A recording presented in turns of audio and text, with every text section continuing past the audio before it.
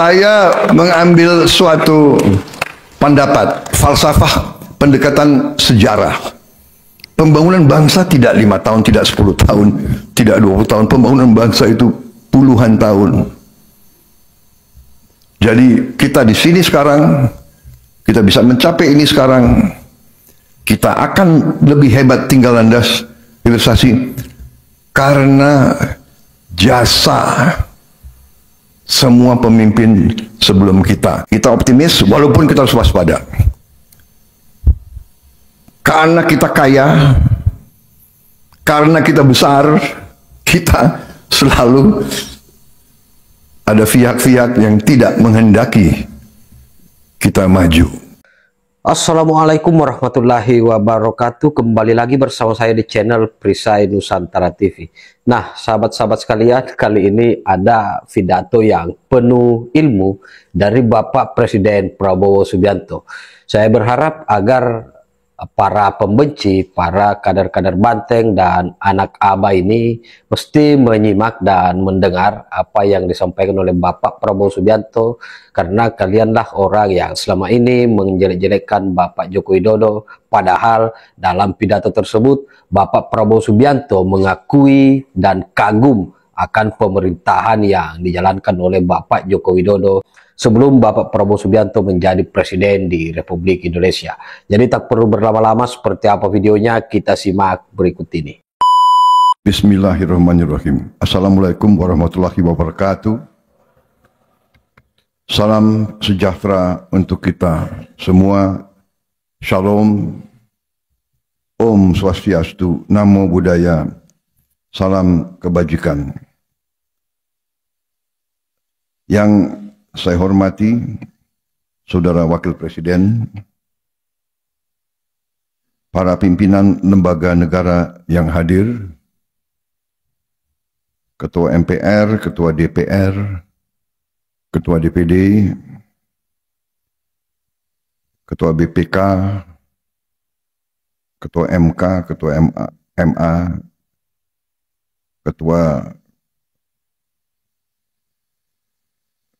Komisi Yudisial, para menteri koordinator, para menteri Kabinet Merah Putih, Kepala Badan, Ketua Dewan Ekonomi Nasional, Jaksa Agung, Panglima TNI, Kapolri, Kepala BIN, Ketua KPK, Ketua KPU, Ketua Bawaslu, para gubernur yang saya hormati, dan para hadirin undangan yang berbahagia.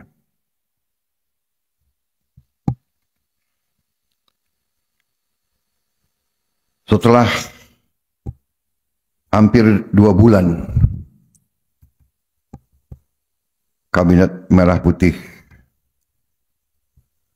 menjabat, hari ini kita memasuki tahap yang penting dalam pemerintahan kita, yaitu acara penyerahan daftar isian pelaksanaan anggaran DIPA dan daftar alokasi transfer ke daerah tahun anggaran 2025.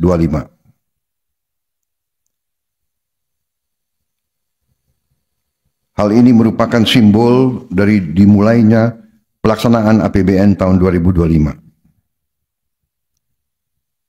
Bersamaan dengan itu, kita juga hadir dalam peluncuran katalog elektronik versi 6.0. Saudara-saudara sekalian, kita bertekad untuk melaksanakan pembangunan nasional dalam rangka kita melanjutkan upaya transformasi bangsa menuju Indonesia menjadi negara maju, negara makmur, Indonesia Emas tahun 2045. Saudara-saudara sekalian, berkali-kali saya ingatkan dan kita semua sadari bahwa kondisi geopolitik dan geoekonomi dunia berada dalam keadaan yang penuh ketidakpastian, diwarnai oleh ketegangan, peperangan, persaingan ketat antara negara-negara besar. Saudara-saudara sekalian, hal ini mengakibatkan ketidakpastian di bidang ekonomi. Bahkan kecenderungan ada perlambatan dalam pertumbuhan ekonomi-ekonomi negara-negara besar dan blok-blok ekonomi besar. Karena itu, kita patut waspada. Tapi, patut juga kita bersyukur bahwa kondisi bangsa dan negara kita hari ini berada dalam keadaan yang damai. Janganlah kita pernah menganggap bahwa kaya dari kita, lebih maju dari kita, lebih menguasai teknologi dari kita, terjadi suatu kondisi yang tidak stabil. Bahkan negara-negara yang kita anggap lebih maju dari kita diwarnai oleh upaya darurat militer dan ketegangan-ketegangan lain. Bahkan kita harus waspada bahwa setiap saat bisa muncul kondisi yang lebih parah dari kondisi sekarang. Saudara-saudara sekalian, karena itu APBN kita tahun 2025 dirancang untuk menjaga stabilitas, inklusivitas, keberlanjutan dengan kehati-hatian. Kita punya cita-cita yang tinggi, tapi kita harus terus melakukan pengendalian ekonomi secara prudent, hati-hati, dan terencana dengan baik. Saudara-saudara sekalian, belanja negara harus kita lakukan dengan meningkatkan efisiensi, penghematan di semua bidang, mengurangi pemborosan. Kita sekarang dalam rangka kita waspada menghadapi tantangan yang tidak menentu, kita harus ikat sabuk-sabuk kita. Kita harus, sekali lagi saya tekankan, hemat. Kita harus kurangi kebocoran dari anggaran. Saya bertekad untuk memerangi kebocoran di semua tingkat. Dan saya mohon semua unsur, terutama para pimpinan daerah, ikut bersama dengan pemerintah pusat demi kepentingan rakyat. Kita harus jamin setiap rupiah uang rakyat sampai ke rakyat yang memerlukan. Kita tidak boleh lagi toleransi terhadap kebocoran, pengeluaran yang boros, hal-hal yang tidak langsung mengatasi kesulitan rakyat, hal-hal yang tidak produktif. Saya mengajak seluruh unsur untuk mengurangi pengeluaran-pengeluaran yang bersifat seremoni, kurangi yang bersifat terlalu banyak kajian, seminar, dan sebagainya. Sekarang saatnya adalah mengatasi masalah langsung. Saudara-saudara, di berbagai tempat strategi kita adalah pertama, menjamin ketahanan pangan kita. Saya berkeyakinan tidak ada negara yang aman kalau negara itu tidak bisa menjamin makan untuk seluruh rakyat Indonesia. Karena itu, masalah ketahanan pangan ini menjadi prioritas utama. Dan saya ingin sampaikan di sini bahwa saya berterima kasih kepada semua unsur bahwa kita sampai hari ini berhasil mengendalikan inflasi. Dan kita juga berhasil di tahun yang penuh dengan tantangan iklim, yaitu El Nino dilanjutkan dengan La Nina, kekeringan berkepanjangan dilanjutkan dengan sekarang hujan yang juga turun secara bertubi-tubi. Produksi beras kita membanggakan. Ini adalah akibat kerja keras semua KL, juga dukungan dari semua pemerintah daerah. Saudara-saudara, saya tegaskan lagi, kita harus swasembada pangan. Kita harus punya lumbung pangan nasional. Kita harus punya lumbung pangan provinsi. Kita harus punya lumbung pangan kabupaten. Kita harus punya lumbung pangan desa. Ini adalah kearifan bermasyarakat nenek moyang kita ribuan tahun. Kita belajar tiap desa punya lumbung desa. Semua suku, semua daerah di Nusantara ini. Lumbung desa adalah tradisi nenek moyang kita. Tiap desa harus punya tanah yang diamankan untuk cadangan desa itu. Setiap lereng, setiap bukit, setiap lahan di desa harus kita manfaatkan secara baik. Hanya dengan swasembada ini kita akan aman dan kuat. Swasembada energi juga merupakan prioritas dari strategi transformasi kita.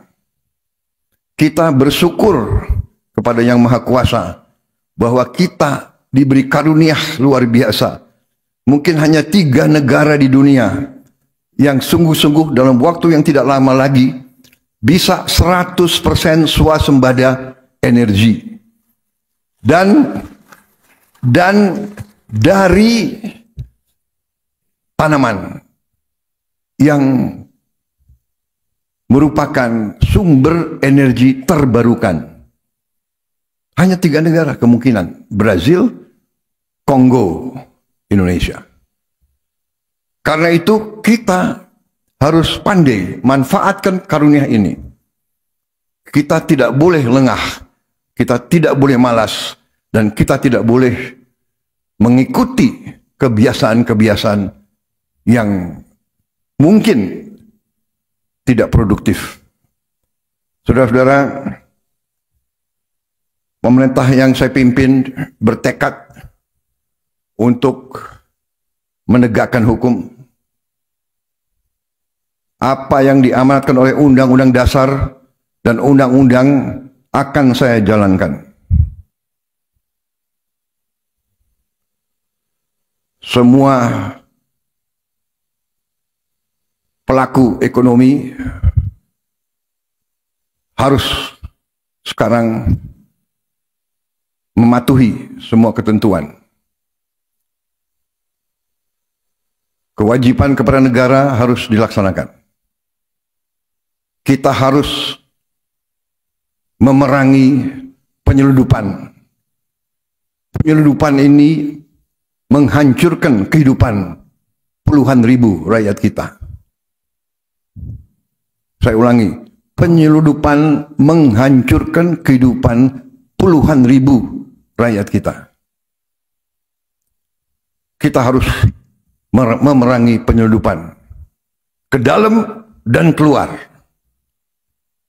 Kekayaan kita tidak boleh kita biarkan diselundupkan keluar Indonesia.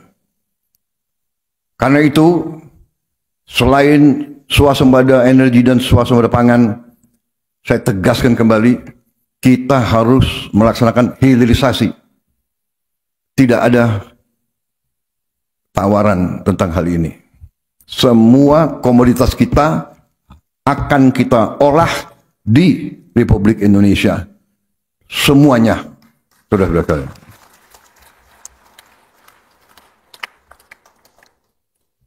Saudara-saudara sekalian, pendidikan dan kesehatan kita tempatkan sebagai prioritas juga.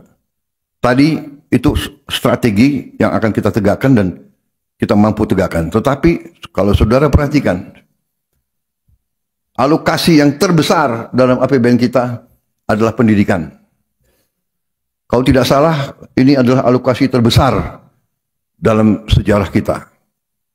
Saudara-saudara sekalian, banyak negara alokasi pertamanya, alokasi terbesar dalam APBN adalah pertahanan. Demikian Amerika Serikat, demikian India. Alokasi terbesar adalah pertahanan. Indonesia, alokasi terbesar adalah pendidikan. Demikian kita menempatkan pendidikan sebagai prioritas dan kita yakin melalui pendidikan dan pelayanan kesehatan, inilah jalan keluar sesungguhnya dari kemiskinan. Perlindungan sosial, bantuan sosial, subsidi, menurut pandangan saya adalah langkah-langkah antara. Langkah-langkah menuju kebangkitan ekonomi kita melalui hilirisasi. Tapi di ujungnya pendidikan dan kesehatan yang akan membawa rakyat kita keluar dari kemiskinan. Makan bergizi juga hal yang strategis. Kita selamatkan anak-anak kita, tapi dengan itu kita akan memberdayakan ekonomi pedesaan, ekonomi kecamatan, ekonomi kabupaten, ekonomi provinsi. Puluhan triliun akan beredar di daerah-daerah. Sebagai contoh yang sederhana, dengan dana desa kita gulirkan 1 miliar rupiah per desa per tahun. Dengan makan bergizi per desa per tahun melalui uang makan untuk tiap anak-anak itu beredarnya adalah kurang lebih 8 miliar rupiah per desa per tahun. 800% meningkat peredaran uang di daerah-daerah. Kita akan balikkan yang uang tersedot ke pusat, ke Jakarta, kita balik, uang sekarang akan turun ke desa-desa, ke daerah-daerah. Saudara-saudara sekalian, ternyata fokus kita kepada memerangi kemiskinan dan kelaparan itu menjadi agenda dunia. Jadi waktu saya hadir di G20, itu tema dunia. Memerangi kemiskinan dan kelaparan. Karena itu, subsidi dan perlindungan sosial akan kita perbaiki agar lebih tepat sasaran dan berkeadilan. Pemerintah sekarang sedang merumuskan langkah-langkah supaya semua subsidi nanti bisa dirasakan, yang dinikmati adalah golongan rakyat kita yang paling lemah. Saudara-saudara sekalian, dalam rangka kita meningkatkan efisiensi, tentunya ada prioritas sehingga tidak semua pengajuan dari daerah atau dari KL bisa kita penuhi tahun ini. Tetapi saya percaya dengan strategi kita di saat-saat mendatang akan terdapat kemampuan kita untuk menjalankan semua prioritas yang saudara sudah rencanakan. Saudara sekalian, dalam rangka kita tingkatkan pemerintahan yang bersih, salah satu terobosan adalah melalui digitalisasi. Karena itu, saya ucapkan terima kasih dengan keberhasilan daripada kelompok-kelompok kerja yang selama ini bekerja di bawah koordinasi Ketua Dewan Ekonomi Nasional yang hari ini menyelenggarakan peluncuran katalog elektronik versi 6.0. Ini adalah upaya untuk meningkatkan transparansi, efisiensi, kecepatan. Seluruh transaksi semua kementerian, lembaga, dan pemerintah daerah wajib memanfaatkan katalog elektronik versi 6 ini mulai tanggal 1 Januari 2025. Katalog ini versi 6 diharapkan dapat mengurangi 20-30% biaya pengadaan, menurunkan biaya administrasi sampai dengan 40% sampai 50%. Saudara-saudara sekalian, dalam penilaian terhadap ekonomi kita ada suatu tolok ukur yang disebut ICOR, ICOR, Incremental Capital Output Ratio. ICOR kita dinilai angkanya 6. ICOR beberapa tetangga kita, ICOR-nya 4 atau 5. Artinya kita dinilai lebih tidak efisien dari beberapa ekonomi tetangga kita. Bahkan tidak efisiennya itu dinilai 30%. Diharapkan dengan penggunaan e-katalog ini, efisiensi ini dapat kita kurangi. Karena itu, saya ucapkan terima kasih sekali lagi kepada semua unsur. Marilah kita wujudkan pemerintah yang bersih melalui semua upaya. Antara lain dengan pengelolaan manajemen yang baik, leadership yang baik dari semua unsur, dan penggunaan teknologi. Tentunya di ujungnya kita harus berani tegakkan hukum. Demikian saudara-saudara sekalian, hal-hal yang ingin saya sampaikan. Setelah saya pelajari angka-angka, setelah saya mengadakan pertemuan dengan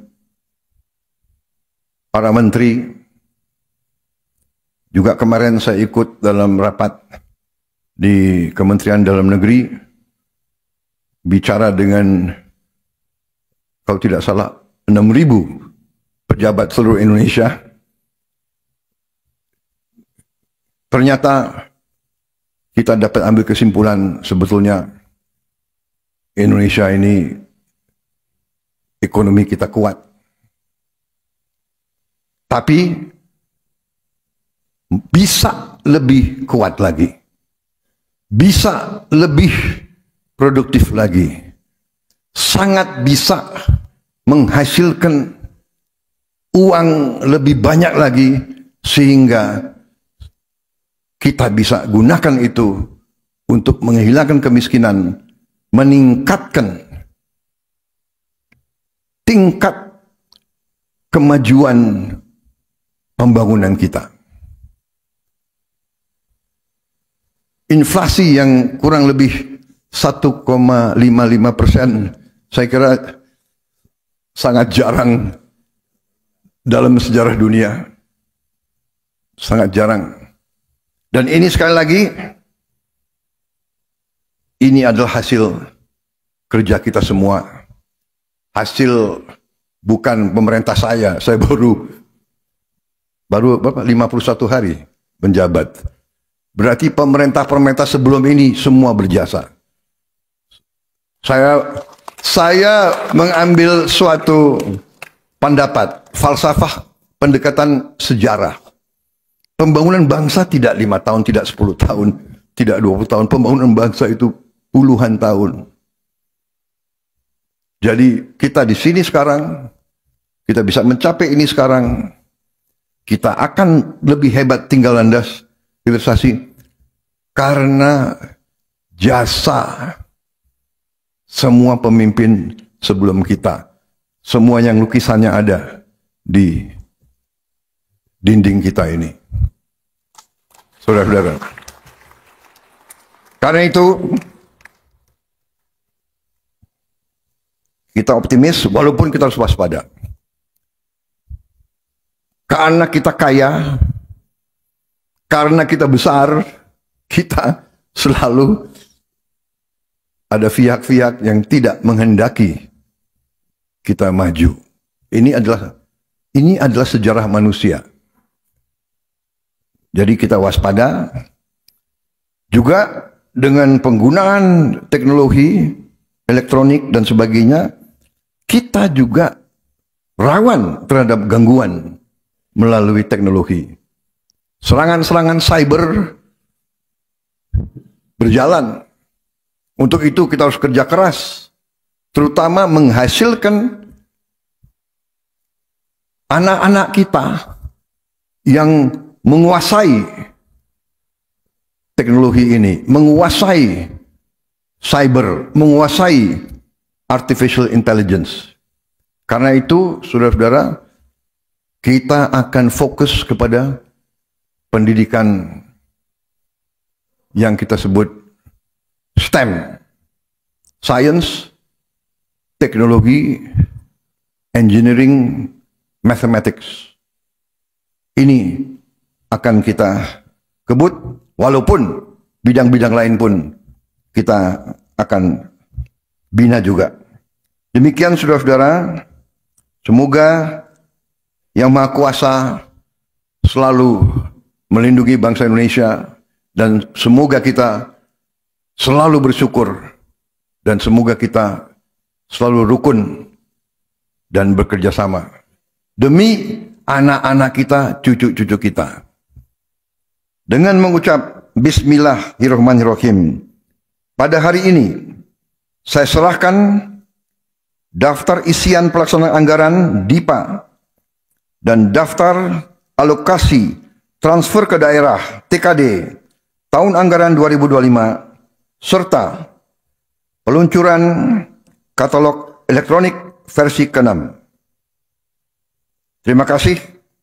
Wassalamualaikum warahmatullahi wabarakatuh. Om Santi Santi Santi Om. Shalom. Nama budaya, salam kebajikan.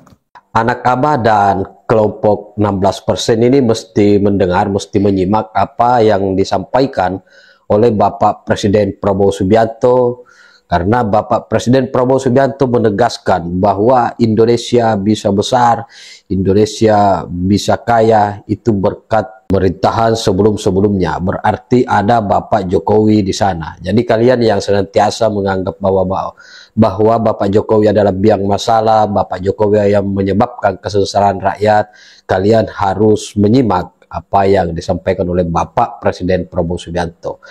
Kira demikian, terima kasih. Wassalamualaikum warahmatullahi wabarakatuh.